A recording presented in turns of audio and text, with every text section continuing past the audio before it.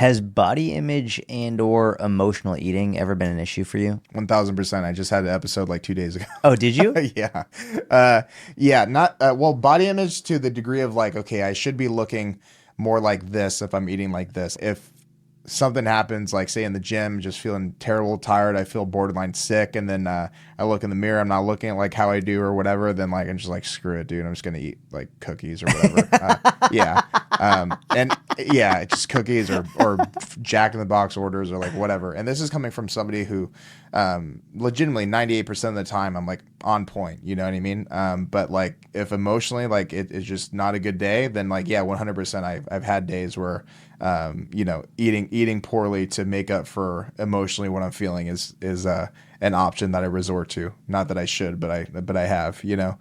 Do you struggle, like, let's say you have one of these moments where you're like, fuck it, I'm gonna have cookies, Jack in the Box, whatever. How long does that last? Is that meal and then done and you're back on track the next day? Like, how does that work? Yeah, usually just like that singular meal or that night, or if I've been going hard for a month or two or whatever, I might have like a weekend where I just take off entirely. And sometimes it is planned actually. You know, like this last month of July was really heavy wrestling, so I was making sure that my physique was looking as good as possible for the various things I was doing. And then I had a week off at the end of the month, so then I took 2 days to just like eat sushi and steak or whatever.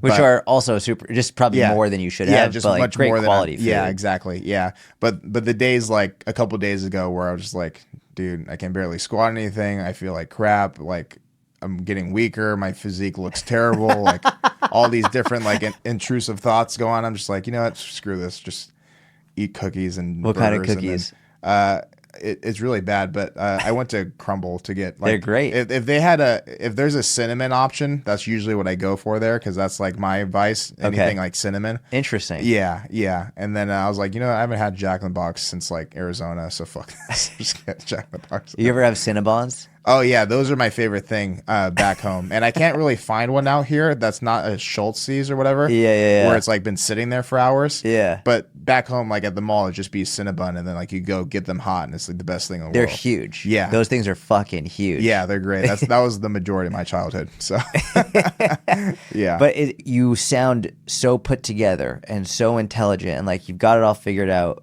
And it's also really good to know. It's like, oh no, you struggle with this stuff too.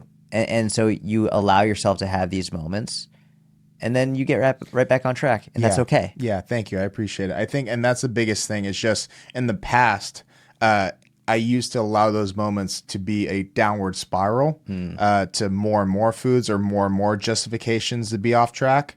Whereas nowadays I see it as like, okay, sometimes it's worth fighting and sticking to whatever I'm dedicating myself towards. And more often than not, I know that's the right answer.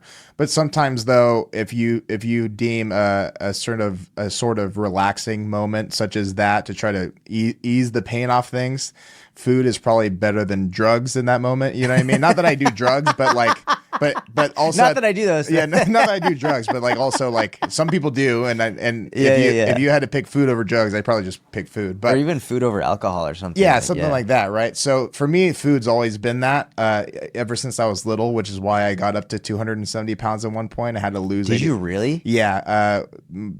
At the end of my first powerlifting stint when I was 20, I got up to 270 and then I went back down to 190.